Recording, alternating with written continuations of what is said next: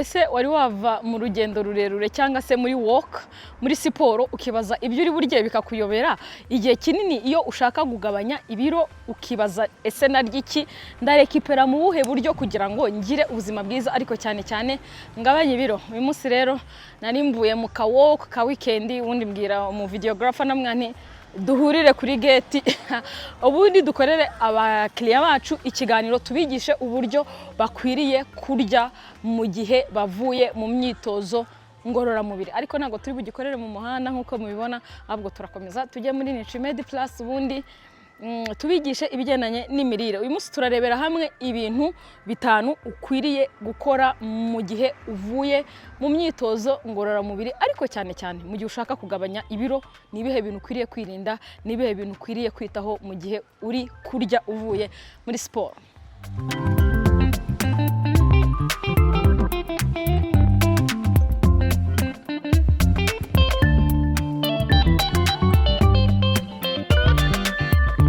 Welcome!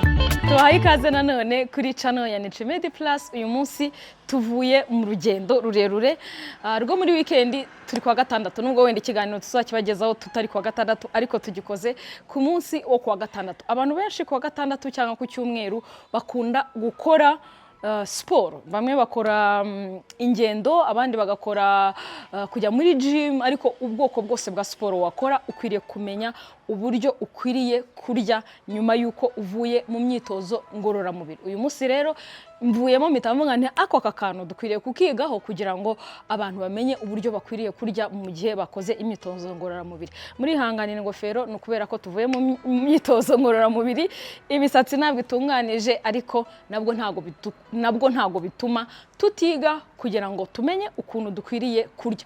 Ikintu cya mbere mu bintu bitanu ukwiriye kwitaho,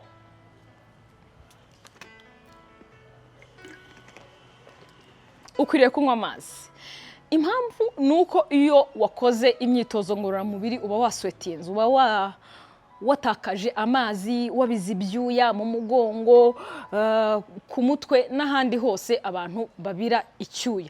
Ariko iyo utanywa amazi ahagije ushobora kumva ufite inzara nyinshi, bidatewe nuko ari inzara ufite, ahubwo bitewe nuko ufite inyota. Aka na gacupa ka gatatu guhera aho navuye nakanyweye ngeze ku yindi boutique nkwa ka kabiri, aka na ka gatatu fasha, ubwo bivuze ngo ndi kuri litiro nayimaze, harabura yindi litiro n'igice wenda umunsi wose. Rero gerageza kunywa amazi, bizatuma utumva ufite inzara, bitewe nuko umubiri ushobora kwitiranya inyota n'inzara.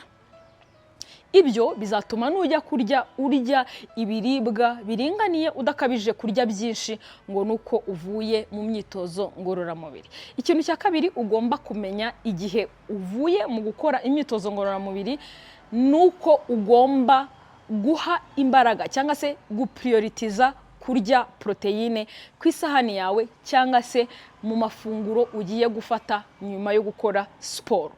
Proteine cyangwa se ibyubaka umubiri ariho tubonamo amafi, inkoko, amagi, indagara cyangwa ibishyimbo, amashaza, ibikomoka kuri soya, byose bigira uruhare mu gutuma umubiri wawe wongera kwiyubaka. Buriya iyo turi mu myitozo ngororamubiri, yaba kugenda n'amaguru, ariko cyane cyane abakoze strength training, biriya dukoresha amamiskle nk'abantu baterura, abantu banyonga igare, uretse nabo ngabo n'abakoze walk, twese tuba dukeneye proteine.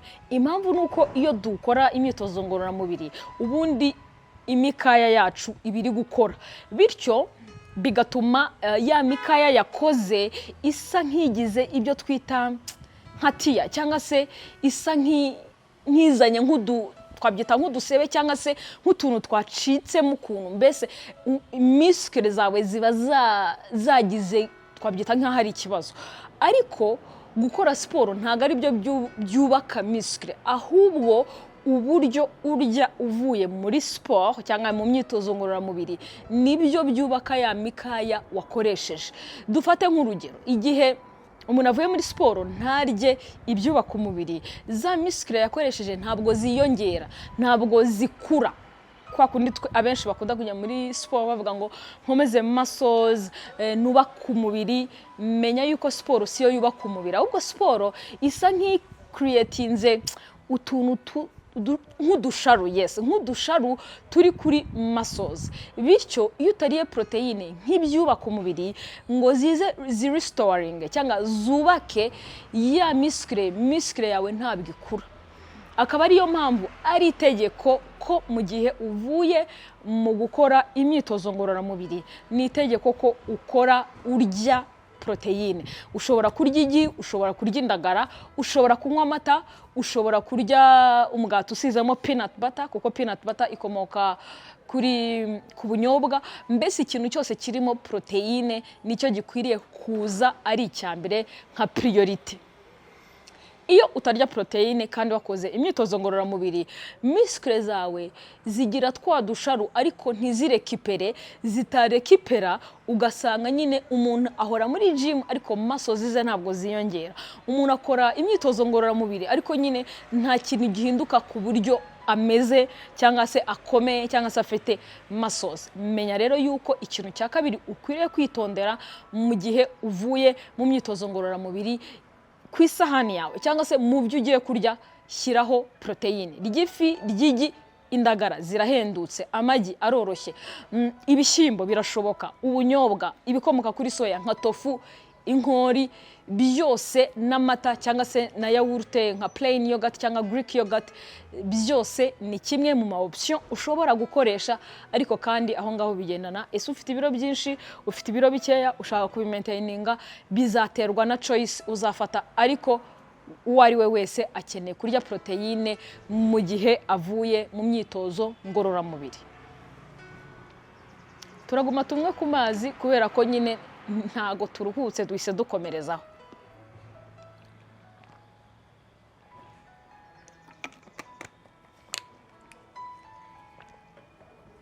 Ikintu cya gatatu ugomba gukora iyo uvuye mu myitozo ngororamubiri mu mirire yawe, nuko ukwiriye kongeraho igitera imbaraga ku isahani yawe cyangwa ku bintu ugiye kurya, ariko ukitondera ingano y'ibitera imbaraga ukwiriye kurya. Impamvu ni iyi: abantu benshi iyo bavuye mu myitozo ngororamubiri bagira ikosa ryo kumva ko yatakaje kuko yaswetinze, yabize icyuya, akumva ngo amasukari yose n'aya baninze. Ariko igihe cyose wakoze, dufate nk'urugero, wakoze walk y'iminota 40, 50 cyangwa se wakoze isaha kuko ari muri weekend, itondere guhita urya ibitera imbaraga byinshi cyane. Guhita urya igisahani cy'umuceri cyangwa se cy'ibirayi cyangwa cya kawunga. Ahubwo ukwiriye gushyiramo ibitera imbaraga. Nibyo koko birakenewe, ariko wikabya gushyiramo byinshi, kubera ko abantu benshi barya ibitera imbaraga byinshi bibwira ngo bavuye muri siporo babaninze nta kuntu batagize, ariko bikaba bimwe mu bishobora gutuma biyongera ibiro mu buryo butateganyijwe. Abandi bakanywa isukari nyinshi, ngo isukari yanshizemo. Ntago mu by'ukuri gukora siporo bivuze ko isukari yagushizemo, ahubwo iyo tukora nibyo dutakaza ibinyamasukari, noneho tukabona kujya ku cyiciro cyo kubaninga fats. Ariko ntago bivuze ngo iyo urekipera unywa isukari, ahubwo ushobora kurya ibitera imbaraga bishobora kuduha iyo sukari dukeneye, kuko ibiribwa byose turya, ibitera imbaraga byose turya, biba bishobora kuduhereza isukari mu mubiri wacu. Niyo mpamvu ushobora nko kurya umuneke, ushobora kurya pome, ushobora kurya nibyo koko uwo muceri ariko quantité ntoya, kawunga agace gatoya, cyangwa se ibirayi cyangwa ibitoki cyangwa ibijumba cyangwa imyumbati, icyari cyo cyose. Ariko niba uvuye muri siporo mu masaha atarayo kurya, ushobora no kurya niyo pome, ushobora kurya uwo mwembe cyangwa isi papayi. Ariko ntago bivuze ngo hita ufungura jus runaka ngo unywe ibitera imbaraga birimo ibinyamasukari, cyangwa unywe fanta, cyangwa se ngo ukoroge ayo mata ushiremo isukari nyinshi. Oya, ahubwo gerageza gufata ibitera imbaraga ariko by'ubwoko bwiza kandi biri moderate, biringaniye. Ikintu cya kane ugomba gukora nuko ukwiriye kurya imboga nyinshi. Imboga kubera iki? Imboga ubusanzwe ku muntu ushaka kugabanya ibiro ni kimwe mu bintu bimaze kumenyera yuko tuvuga inshuro nyinshi. Tukwiriye kurya imboga nyinshi. Kubera iki? Imboga nta kalori zirimo, nta bintu birimo bizamura ibiro mu mboga. Kubera iki? Nta binyamasukari zifite, kandi zifite imyunyungugu n'amavitamine bihagije. Akaba ariyo mpamvu niba uri muri gahunda yo kugabanya ibiro mu gihe uvuye muri siporo, ni byiza yuko ushobora gushyiraho imboga ku isahani yawe. Imboga zizagufasha mu gutuma ubona intungamubiri zitandukanye nk'imyunyungugu n'amavitamine, kandi bikurinde yuko uri buze gukenera kurya ibintu byinshi kuko uvuye muri siporo, kuko buriya siporo kenshi ituma umuntu yumva ashaka kurya. Ndetse n'abantu bifuza kugabanya ibiro, mu bintu tubandikira n'imyitozo ngororamubiri irimo. Niba ukora imyitozo ngororamubiri rero utekereza ko yo izagufasha mu kugabanya ibiro, uribeshya cyane, kuko imirire ifata 80%, noneho exercise, imyitozo ngororamubiri igafata 20%. Ugomba rero kumenya ko imirire yawe ugomba kuyitaho cyane, kuko iyo uvuye muri siporo wumva ushaka kurya kandi ukumva warya ibintu byose. Rero ukwiriye gushyiraho imboga ku isahani yawe. Ushobora kunywa potage, dufate nk'urugero uvuye muri siporo mu gitondo cyangwa se nimugoroba udashaka kurya ibintu byinshi, ushobora kunywa ya potage yawe, ubundi ukashyiramo wenda n'ifi, ugafata n'agafurui gatoya, cyangwa se ugafata imboga cyangwa salade ugashyiraho igi n'igitoki cyawe cyangwa n'ikirayi. Mbese gerageza urye imboga. Ushobora no kurya salade, ushobora no guhekenya kokombure na karoti, ubundi ugafata urunyanya ukarusigaho akunyu gakeya, ukarya inyanya ebyiri. Cya gifu cyawe kizaba cyuzuye, bitume quantité y'ibyo urya iba ntoya, ariko kandi bikurinde yuko uri buze gukora overeating cyangwa uri buze kurya ibintu byinshi icyarimwe. Ari nacyo kintu cya gatanu. Ikintu cya gatanu ukwiriye kwirinda nuko ukwiriye kwirinda kurya ibiribwa bimeze nka reward cyangwa nko kwihemba. Ntabwo ukwiriye kurya umeze nk'uri kwihemba yuko uvuye mu myitozo ngororamubiri. Hari igihe umuntu aba yapushinze, yapushinze extra mile, yagerageje gukora nyine ibirengeje, ukavuga uti ni muri weekend reka ngerageze gukora byinshi, reka ngerageze gushyiramo akabaraga, reka niyongeza kandi ka les retours kugira ngo nyine nkore miles nyinshi. Ariko ukwiriye kwitondera kumva ko effort wakoresheje ukwiriye guhita wihembera ku isahani ngo nyine urye ibiribwa bimeze nka reward. Uhite urya pizza urenzeho fanta uvuga ati simvuye muri siporo se. Ibyo ni kimwe mu bintu bya mbere byicira abantu bifuza kugabanya ibiro ariko batitaye ku binire yabo, bitaye kuri siporo. Niba ugiye muri gym tubwire muri comment. Ntujye ubona abantu wasanze muri iyo gym bakora cyane, baterura ibyuma cyane, birukanka cyane kuri treadmill, ariko kandi bakaba bameze nk'uko wabasanze bamo bameze. Mostly biterwa nuko umuntu arakora ariko yava muri gym akihemba. Twaba twavuze proteine, aho kugira ngo arye igi rimwe abiri akarya amagi 4 5, akarenzaho amata, akarenzaho peanut butter, ugasanga nyine overdoing, ararya byinshi biruta ibyo akeneye. Ni byiza rero yuko mu gihe uvuye muri siporo irinde kurya ibintu by'umurengera. Twabonye ko ugomba kunywa amazi.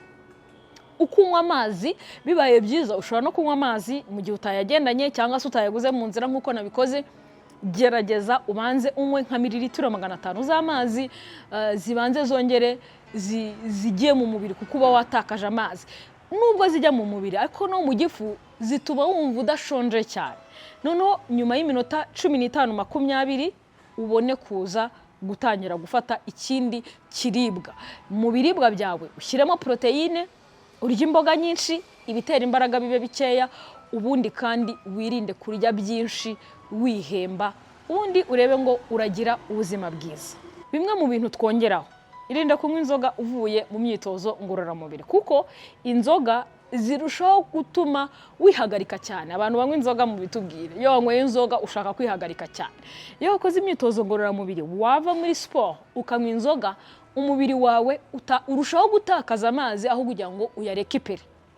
Irinde ibinyamasukari, ahubwo winywera ayo mazi, winywera amata. Niba ufite ibiro byinshi ukoresha low fat, bizagufasha. Ikindi kandi uze kugira umwanya wo kuruhuka. Imikaya yiyubaka iyo yaruhutse. Mostly ku bantu cyangwa se cyane ku bantu bakora strength training. Niba uzi yuko wateruye ibyuma cyangwa se wakoze za abdominal na za push up nyinshi, ejo ukwiriye kuruhuka cyangwa se uwo munsi ruhuka kandi nejo izo muscle wakoresheje ntiwongere kuzikoresha. Nzabatumira physiotherapist wize ibigendanye na movements n'imyitozo ngororamubiri atugiremo muri deep cyane ibigendanye n'uburyo ukwiriye gukora imyitozo ngororamubiri ndetse n'uburyo ukwiriye kuruhukamo. Nubwo mbivuga ntabwo ndi expert cyane w'ibigendanye na sport, nzamubazanira mutubwire muri comment, nzamubazanira ababwira uburyo niba twakoze igice cyo hejuru gutaha tuzakora icyo hasi, ariko igice cyo hejuru kigomba kuruhuka byibura iminsi 2, cyo hasi kikongera kikaruhuka. Like ntukore umubiri wose ngo uri guterura cyangwa se uri gukora strength training. Nimuzacikwe ubutanzamubazanira atwigishe byimbitse uburyo ukwiriye kumenya imyitozo ngororamubiri ukwiriye gukora, noneho natwe dushireho imirire ukwiriye kurya. Tubibutse tunywe amazi ubundi tugire ubuzima bwiza. Mwari kumwe nanjye nutritionist Mfite Suleya, naho ubutaha. Niba utarakanda subscribe yikande, kandi ikindi tubibutse yuko twagarutse muri gahunda ya fat to fit. Niba uri umuntu ushaka gutakaza ibiro hagati ya 12 na 15 mu mezi 3 birashoboka, iyandikishe nonaha kuri 0788940474 tuzabane nawe guhera mu kwa 7 kugeza mu kwa 10, aho twiha gahunda yo gutakaza ibyo biro 12 kugeza ku biro 15, ariko utari wenyine ahubwo uri kumwe n'abandi bantu bafite ibiro byinshi kandi bifuza kubitakaza muri groupe duterana motivation.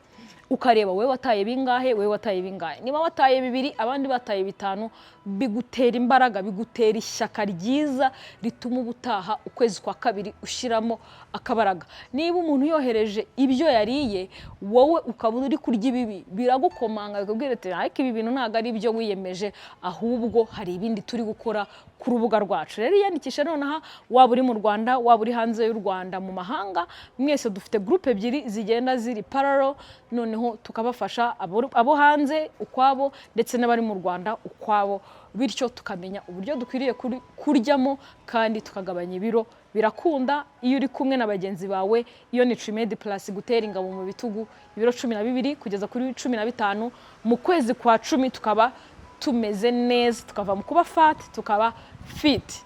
Ciao.